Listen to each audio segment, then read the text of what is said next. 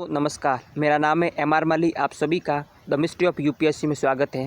आज हम डिस्कस करेंगे वन नेशन वन इलेक्शन के बारे में। तो इसको हम दो पॉइंट ऑफ व्यू से देखेंगे, एक तो आरएस के पॉइंट ऑफ व्यू से देखेंगे और एक आईएएस के पॉइंट ऑफ व्यू से देखेंगे।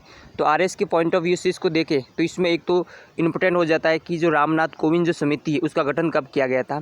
तो रामनाथ कोविंद समिति का जो गठन है वो 2 सितंबर 2023 को इसका गठन किया था और इसने अपनी जो रिपोर्ट है वो कब सौंपी थी, तो 14 मार्च 2024 को अपनी जो रिपोर्ट सौंपी है। तो पहला प्रश्न यहाँ से क्या बन सकता है, आरएस के पॉइंट ऑफ व्यू से। और यदि आप 2024 का आरएस का एग्जाम दे रहे तो इसमें ये इंपॉर्टेंट हो सकता है कि इसमें एक तो है कि इसका जो गठन कब हुआ था, 2 सितंबर 2023 को इसका गठन हुआ था। अपनी जो रिपोर्ट राष्ट्रपति को कब सौंपी, तो 14 मार्च 2024 को इसने अपनी जो रिपोर्ट है वो राष्ट्रपति जी को सौंपी। और इस रिपोर्ट को राष्ट्रपति ने जो संसद के सामने रखते हैं और जो हमारी जो कैबिनेट जो समिति है उसने इस कैबिनेट ने भी इसको अप्रूवल दे दिया है। तो अब इसके ऊपर जो कानून आएगा तो हम देख सकते हैं कि पहला तो इसमें दो तो डेट ध्यान रखना है, फिर उसके बाद में कि इसमें कौन कौन से जो सदस्य हैं कि जो रामनाथ कोविंद जो समिति उसमें जो मेंबर कौन कौन है।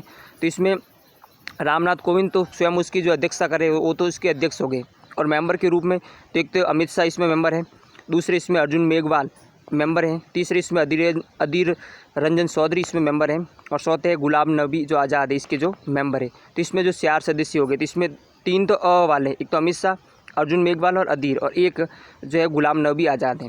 क्योंकि इस तरह का जो आरएस में प्रश्न पूछा भी गया, 2023 का जो आरएस का जो एग्ज़ाम हुआ था उसमें प्रश्न पूछा भी गया है कि कौन कौन से जो सदस्य है वो इस समिति मतलब कि जो क्या पूछा गया था, अगस्त 1953 में भारत सरकार द्वारा गठित किए गए राज्य पुनर्गठन आयोग के निम्नलिखित में से कौन कौन से जो सदस्य है। तो इस सदस्यों के बारे में इस तरह का प्रश्न पूछा गया, तो संभावना है कि इस तरह का प्रश्न भी आ सकता है। इसमें दिया गया सर तेज बहादुर सप्रू है, जस्टिस फजल अली है और KM पणिकर है और हृदय कुंजरू। तो इस तरह का जो प्रश्न आएगा तो इस तरह के जो प्रश्न की जो संभावना है तो हमें ये हमें जो ध्यान रखना है कि हाँ तो इसमें कौन कौन से जो प्रश्न बन सकते हैं। तो एक प्रश्न तो ये बन सकता है कि इसका गठन कब हुआ था, तो 2 सितंबर 2023 को इसका गठन हुआ था।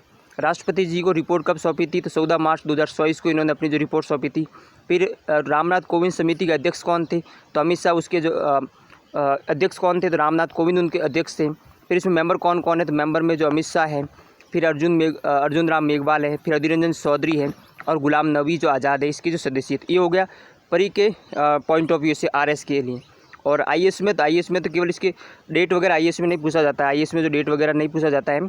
आईएएस में पूछेगा तो इसमें जो सदस्य कौन कौन है उस तरह के। आईएएस के लिए यहाँ से प्रश्न बन सकता है आईएएस के अंतर्गत की जो एक देश एक निर्वाचन के जो लाभ क्या है, यानी उसके जो बेनिफिट क्या है। तो इसके अंतर्गत पहला बेनिफिट तो ये है कि जो निर्वाचन है उस निर्वाचन से होने वाला जो व्यय होता है उस व्यय में कमी आएगी। क्यों? क्योंकि जो एक ही साल में जो है लोकसभा के और राज्य विधानसभा के जो चुनाव होंगे तो इससे क्या होगा, व्यय में कमी आएगा। दूसरा है कि जो प्रशासन है वो निर्वाचन की जगह पर जो विकासात्मक जो गतिविधि है उसके ऊपर ध्यान देगा। यानी जो प्रशासन है वो क्या करेगा कि हर साल जो चुनाव होते रहते तो उस चुनाव में ही जो फंसा रहता था, अब क्या होगा कि चुनाव तो 5 साल में एक बार होंगे, तो फिर वो क्या करेगा कि जो विकासात्मक जो गतिविधियाँ हैं उस पर ऊपर ध्यान दे पाएगा हमारा प्रशासन।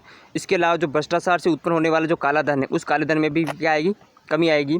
और बार बार होने वाले जो निर्वाचन से क्या होगी, तो मुक्ति मिलेगी। बार बार जो निर्वाचन होता है उस निर्वाचन से भी क्या होगी, मुक्ति मिलेगी। तो इस तरह से जो है वन नेशन वन इलेक्शन वाला जो टॉपिक है वो कंप्लीट होता है। वीडियो आपको अच्छा लगा हो तो लाइक करें, शेयर करें एंड चैनल को सब्सक्राइब करें।